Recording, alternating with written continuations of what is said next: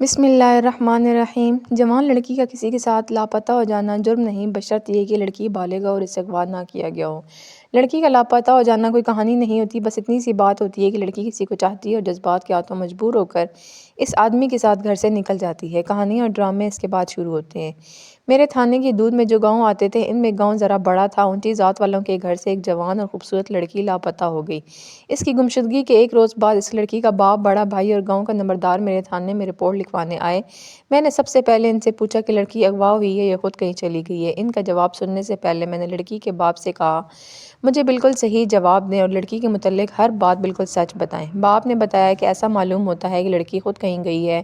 میرے پوچھنے پر اس نے بتایا کہ گھر سے کچھ زیور اور کچھ نقدی غائب ہے۔ میں نے لڑکی کی عمر پوچھی تو باپ نے کہا 18-19 سال کی ہے۔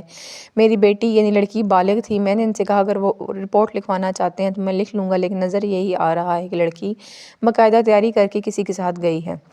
ہو سکتا ہے کہ وہ اس آدمی کے ساتھ مجسٹریٹ کے پاس چلی جائے اور بیان دے کہ وہ اپنی مرضی سے آئی ہے۔ نمبردار نے کہا، تھانے دار صاحب یہاں معاملہ کچھ اور معلوم ہے۔ ان کا ایک نوکر بھی لاپتہ ہے اور ایک بڑی اچھی نسل کا کتا جو رات کو گھر کی رکھوالی کے لیے گھر سے باہر کھلا رہتا ہے، وہ کتا بھی غائب ہے۔ اس سے ظاہر ہوتا ہے کہ اسی نوکر کی بدماشی ہے، وہ زیور اور نقدی کا چور ہے۔ میں نے ان سے پوچھا کیا نوکر بدماش قسم کا آدمی ہے؟ نوکر کے متعلق میں نے ان سے بہت ساری باتیں پوچھی۔ ان کی باتوں سے یہی لگتا تھا یہ نوکر سیدھا سادہ سا دیہاتی تھا۔ اس کا رنگ سانولا اور جسم دبلا پتلا تھا۔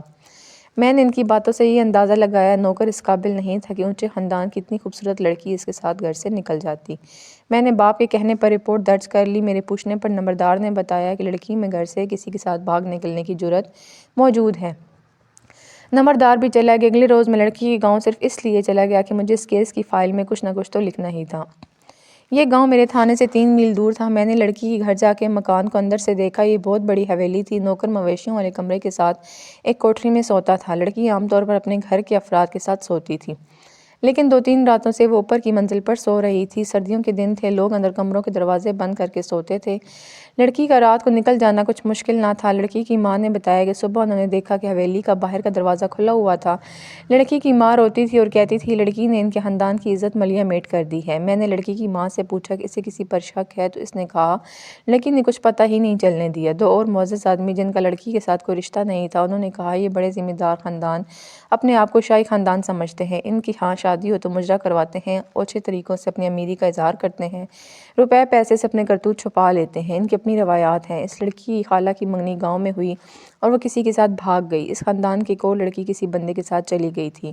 اب یہ لڑکی چلی گئی تو کچھ عجیب واقعہ نہیں ہوا۔ یہ سچ ہے کہ اس خاندان کی کوئی لڑکی بدچلن نہیں نکلی، لیکن جس نے گھر سے بھاگنا چاہا وہ بڑی دلیری اور صفائی سے نکل گئی۔ میں سمجھ گیا کہ تشویش والا کوئی معاملہ نہیں ہے، لڑکی خود ہی گئی ہے اور خود ہی کسی دن آ جائے گی اور پھر سارا معاملہ یہ لوگ گھر میں ہی سدھار لیں گے۔ 1 مہینہ گزر گیا اور کیس میرے ذہن سے تقریباً اتر ہی گیا تھا کہ ساتھ والے تھانے سے ایک تحریری اطلاع ملی کہ جس حلیے کے نوکر اور کتے کا حوالہ تھانے میں بھجوایا گیا تھا، اسی حلیے کا کتا اور ایک بندہ ہمارے تھانے کی حدود کے ایک گاؤں میں موجود ہیں۔ اس تحریری اطلاع میں یہ بھی لکھا تھا کہ نوکر اگر وہی ہے یا وہ جو کوئی بھی ہے، وہ بظاہر پاگل لگتا ہے، اپنا نام بھی نہیں بتاتا، یہ بھی نہیں بتا سکتا کہ وہ کون ہے اور کہاں سے آیا ہے۔ اس اطلاع نے مجھے حیرت میں ڈال دیا۔ وہ جہاں نوکر اور کتا پائے گئے جس گاؤں میں، لڑکی کے گاؤں سے 6-7 میل آگے تھا، دوسرے تھانے کے علاقے میں آتا تھا۔ میں اس اطلاع پر اپنے ساتھ ضروری عملہ لے کر روانہ ہو گیا۔ گمشدہ لڑکی کا گاؤں راستے میں پڑتا تھا، وہاں سے لڑکی کے باپ اور بھائی کو ساتھ لیا۔ نوکر اور کتے کی شناخت کے لیے دونوں کا ساتھ ہونا ضروری تھا۔ پہلے ہم اس علاقے کے تھانے میں گئے۔ وہاں کے تھانے دار نے اپنا ایک سپاہی ہمارے ساتھ بھیج دیا۔ میں گاؤں میں پہنچا۔ وہ چھوٹا سا ایک گاؤں تھا۔ میں نے اس گاؤں کے نمبردار کو بلایا اور اس سے اس معاملے پر بات کی تو اس نے بتایا کہ اس گاؤں کے 2 بھائی 3-4 دن پہلے بڑی اچھی نسل کا ایک کتا لائے اور کہنے لگے کہ یہ خرید کر لائے ہیں۔ پھر اس سے اگلے روز ایک جوان سا آدمی گاؤں میں آیا۔ وہ پاگل لگتا تھا۔ گاؤں کا جو بندہ بھی اس کے قریب جاتا، وہ شخص اس کے آگے ہاتھ پھیلاتا اور اپنا ہاتھ منہ کی طرف لے جاتا۔ اس کا یہ اشارہ سب سمجھتے تھے کہ یہ بھوکا ہے۔ 2-3 گھروں سے اس کو روٹی مل گئی۔ جب روٹی کھا چکا تو لوگوں نے پوچھا وہ کہاں سے آیا ہے تو اس نے اس طرح ہاتھ ہلائے کہ جیسے کہہ رہا ہو کچھ پتہ نہیں۔ یہ آدمی ہمارے لیے کوئی عجیب چیز نہیں تھا۔ صاف ظاہر تھا کہ وہ پاگل ہے، لیکن عجیب چیز یہ تھی وہ 2 بھائی جو کتا لے کر آئے تھے، ان میں سے ایک بھائی کتے کو لے کر باہر آیا۔ کتا اس کے قابو میں نہیں آ رہا تھا۔ وہ بڑا خونخوار کتا ہے۔ کتے کو دیکھ کر لوگ ڈر کر دور ہٹ گئے کیونکہ وہ ہر کسی کو کاٹنے کے لیے دوڑتا تھا۔ اس آدمی نے کتے کو پٹے سے پکڑ رکھا تھا وہ کتے کو ویسے اس پاگل کے قریب لے گیا۔ کسی نے آواز دی کہ کتے کو اس پاگل سے دور رکھو، کہیں اس جھلے کو کاٹ نہ لے۔ اسی وقت کتے نے پورا زور لگایا تو پٹا اس آدمی کے ہاتھ سے نکل گیا۔ کتا دوڑ کر اس پاگل کے پاس گیا۔ لوگوں نے ڈر کر اپنی آنکھوں پر ہاتھ رکھ لیے۔ مجھے 16 آنے یقین تھا کتا اس پاگل کو چیر پھاڑ دے گا۔ پاگل اس کتے سے ڈر کر بھاگا نہیں۔ پھر لوگوں نے ایک عجیب منظر دیکھا۔ کتا اس پاگل کے ارد گرد گھومنے لگا، اپنا جسم اس کے ساتھ رگڑتا تھا۔ کتے کی دم ہل رہی تھی، جس طرح کتے اپنے مالکوں کو دیکھ کر دم ہلاتے ہیں۔ کتے کے مالک نے آگے ہو کر اس کا پٹا پکڑنے کی کوشش کی تو کتا بڑی خوفناک آواز میں غرایا اور اسی ہاتھ سے پٹا چھڑانے لگا۔ ادھر سے اس کا دوسرا بھائی بھی آ گیا۔ دونوں نے مل کر کتے کو قابو کرنے کی کوشش کی، لیکن کتا ان کے قابو میں نہیں آ رہا تھا۔ کتے کو گھسیٹ کر پرے لے گئے تو کتا اور بھی خونخوار ہو گیا۔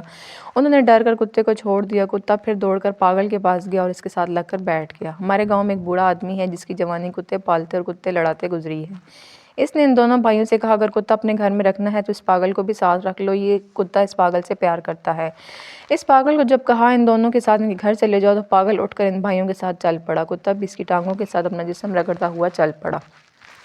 میرے کہنے پر نمبردار مجھے کتے والے گھر لے گیا۔ لاپتہ لڑکی کا باپ اور بھائی بھی میرے ساتھ تھے۔ میں نے اس گھر میں جاتے ہی کہا کتے اور پاگل کو میرے سامنے لے کر آؤ۔ فوراً ایک دو لاپتلا اور مریل سا آدمی کتے کے ساتھ میرے سامنے آ گیا۔ کتے نے لڑکے کے باپ اور بھائی کو دیکھا تو پیار کی آوازیں نکالتا ہوا ان کے قریب چلا گیا۔ لڑکی کے باپ اور بھائی نے پہلے کتے کو پہچانا، پھر انہوں نے اپنے نوکر کو پہچان لیا۔ لڑکی کا بھائی چہرے پر کہر لیے نوکر کی طرف لپکا۔ اس نے ہاتھ اس طرح آگے کر رکھے تھے جیسے پاگل سے اس نوکر کو یہ ناخنوں سے چیر پھاڑ دے گا۔ میں فوراً باپ بیٹے کے آگے ہو گیا، انہیں پیچھے ہٹایا۔ نوکر کو دیکھا، وہ چپ چاپ کھڑا تھا۔ باپ بیٹے میرے ڈر سے رک گئے، ورنہ وہ دونوں نوکر پر اور ان دونوں بھائیوں پر جن کا یہ گھر تھا بری طرح ٹوٹ پڑتے۔ میں نے نوکر کے کندھے پر ہاتھ رکھ کر پوچھا تمہارا نام کیا ہے؟ اس نے گردن کو ذرا سا خم دے کر سر یوں ہلایا جس کا مطلب تھا اسے اپنا نام معلوم نہیں۔ اس کے چہرے پر خوف کا گہرا تاثر تھا لیکن وہ منہ سے کچھ نہ بولا۔ لڑکی کے باپ نے کہا مکر کر رہا ہے جناب، آپ ذرا پیچھے ہو جائیں، یہ بھی بولے گا۔ اپنا تو کیا اپنے باپ کا نام بھی بتائے گا۔ میں نے نوکر اور ایک بھائی کو اپنے کانسٹیبلوں کے حوالے کیا اور دوسرے بھائی کو اپنے ساتھ لے کر ان کی بیٹھک میں بیٹھ گیا۔ میں نے ان سے پوچھا یہ پاگل سا آدمی اور کتا یہاں کس طرح پہنچے؟ اس نے کہا ہم دونوں بھائیوں نے یہ کتا خریدا تھا۔ میں نے کہا کس سے؟ اس نے کہا ہم دونوں بھائی کہیں جا رہے تھے، راستے میں ایک آدمی ملا، اس کے پاس یہ کتا تھا۔ ہم نے اس سے پوچھا وہ کتا بیچنا چاہتا ہے؟ اس آدمی نے کہا اگر اسے اچھی قیمت مل جائے تو بیچ دے گا۔ ہم نے اسے 1000 روپے کہے، اس نے 1500 مانگے، آخر اس نے 1200 میں کتا ہمیں دے دیا۔ میں نے پوچھا کون تھا وہ آدمی؟ اس نے کہا ہمیں نہیں معلوم، ہماری طرح وہ بھی کہیں جا رہا تھا، ہمیں راستے میں ملا تھا، ہم ایک دوسرے کو جانتے نہیں تھے۔ نوکر کے متعلق وہی بات بتائی جو مجھے نمبردار بتا چکا تھا۔ میں نے اس کو کانسٹیبلوں کے حوالے کیا اور دوسرے بھائی کو بلایا، اس کا بھی یہی سوال پوچھے۔ اس کے جواب بھی بالکل یہی تھے، لیکن اس نے کتے کی قیمت 1500 بتائی۔ میں نے اسے چکر دینے کے لیے کہا تمہارا بھائی تو کہتا ہے کتا ہم نے 1800 میں خریدا ہے۔ اس نے فوراً کہا ہاں جناب، مجھے یاد نہیں رہا، قیمت 1800 ہی دی تھی۔ اس نے اپنے خلاف شک پکا کر دیا۔ مجھے اب زیادہ سوال جواب کی ضرورت نہیں رہی تھی۔ میں نے اس کے سر پر ہاتھ رکھا، ذرا ہلا کر کہا تم جسے جرم سمجھ رہے ہو وہ دراصل جرم نہیں ہے۔ ایسے کرو لڑکی، اس کا زیور اور جو رقم وہ ساتھ لائی ہے وہ میرے حوالے کر دو۔ وہ یوں اچھلا جیسے اسے بجلی کا جھٹکا لگا ہو۔ اس کا منہ کھل گیا۔ میں نے اسے کہا میں تم سے وعدہ کرتا ہوں کہ اس معاملے کو یہیں ختم کروا دوں گا۔ لڑکی کا باپ اور بھائی میرے ساتھ ہیں، میں ان کے ساتھ تمہارا راضی نامہ کروا کے اٹھوں گا۔ اس کی تو جیسے زبان ہی بند ہو گئی۔ میں نے اسے زور زور سے ہلایا تب اس کی زبان ذرا سی رواں ہوئی نہیں جناب۔ اس نے ہکلاتے ہوئے کہا میرے پاس کوئی لڑکی نہیں، ان دونوں آدمیوں کو جو آپ کے ساتھ ہیں میں جانتا تک نہیں ہوں۔ میں نے اس پر جرا کی بہت کچھ کہا لیکن وہ اپنے انکار پر قائم رہا۔